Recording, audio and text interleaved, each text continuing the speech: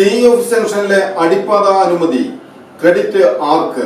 യുവാവിന്റെ മുഖപുസ്തകത്തിലെ കുറിപ്പ് ചർച്ചയാകുന്നു.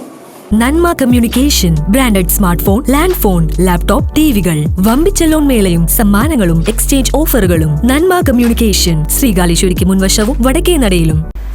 ഓഫീസ് ജംഗ്ഷനിലെ അടിപ്പാത അനുമതി ക്രെഡിറ്റ് ആർക്കാണ്? വസ്തുതകൾ സംസാരിക്കട്ടെ എന്ന തലക്കെട്ടോടെയാണ് മുഖപുസ്തകത്തിൽ കുറിപ്പ് ആരംഭിക്കുന്നത്.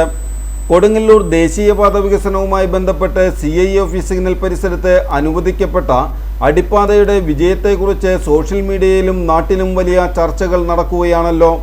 എന്നാൽ ഈ വിജയത്തിൻ്റെ യഥാർത്ഥ അവകാശികൾ ആരാണ്?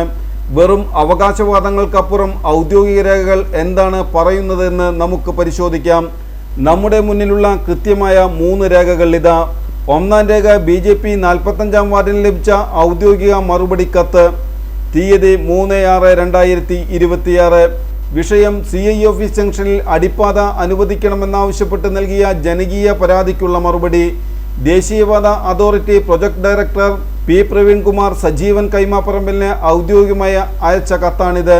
ഇതിൽ NHAIയുടെ ഉന്നതാധികാര സമിതി സ്മോൾ വെഹിക്കിൾ അണ്ടർപാസ് അനുവദിച്ചിരിക്കുന്നു എന്ന് വ്യക്തമായി രേഖപ്പെടുത്തിയിട്ടുണ്ട്. ഒരു വ്യക്തിയും പാർട്ടിയും കൃത്യമായ ചാനലിലൂടെ നടത്തിയ നിയമപരമായ ഇടപെടലിൽ ലഭിച്ച നേരിട്ടുള്ള അംഗീകാരമാണിത്. രണ്ടാം രേഖ കർമ്മസമിതിക്ക് ലഭിച്ച ഇമെയിൽ മറുപടി. തീയതി 4/6/2026 10:17 AM.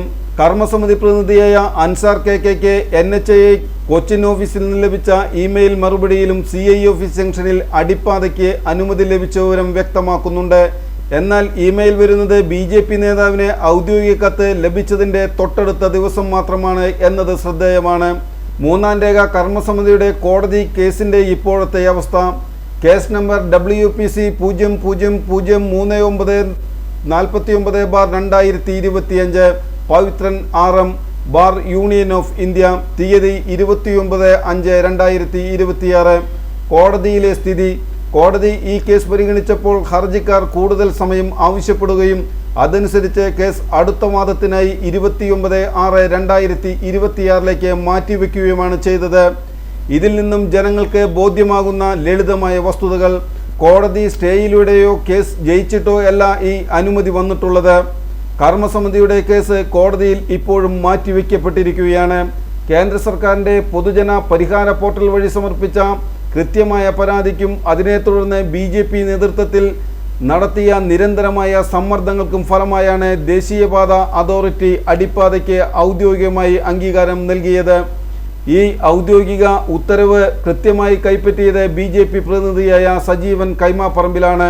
സമരങ്ങൾ പലരും നടത്തിയിട്ടുണ്ടാകാം, ജനകീയ കൂട്ടായ്മകൾ ഉണ്ടാകാം, അതിനെയെല്ലാം ബഹുമാനിക്കുന്നു. എന്നാൽ വോട്ട് വാങ്ങി ഭരിക്കുന്ന തദ്ദേശ സ്വയംഭരണ പ്രതിനിധികളും കൃത്യമായ കേന്ദ്രഭരണ സ്വാധീനവും ഉപയോഗിച്ച് നിയമപരമായി വിഷയം കേന്ദ്ര മന്ത്രാലയത്തിൻ്റെ മുന്നിലെത്തിച്ച് ഉത്തരവ് വാങ്ങിച്ചെടുത്ത് BJPയുടെ നേതൃത്വത്തിലാണ് എന്ന് ഈ ഔദ്യോഗിക രേഖകൾ അടിവരയിടുന്നു.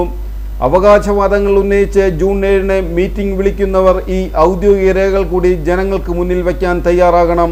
വികസനത്തിൻ്റെ കാര്യത്തിൽ വാഗ്ദാനം പാലിച്ച മോദി സർക്കാരിനും അതിനായി അഹോരാത്രം പ്രയത്നിച്ച പ്രാദേശിക BJP നേതൃത്വത്തിനും കൊടുങ്ങല്ലൂരിലെ ജനങ്ങളുടെ പേരിൽ ഹൃദയം നിറഞ്ഞ നന്ദി. ആര് എന്തൊക്കെ വിജയാഹ്ലാദങ്ങൾ നടത്തിയാലും AR ശ്രീകുമാറും അദ്ദേഹത്തിൻ്റെ പ്രസ്ഥാനവും ഇല്ലായിരുന്നെങ്കിൽ ഓഫീസ് ജംഗ്ഷൻ അടിപ്പാത ഒരു സ്വപ്നം മാത്രമായി അവശേഷിക്കുമായിരുന്നുവെന്ന് പറഞ്ഞാണ് കുറിപ്പ് അവസാനിക്കുന്നത്.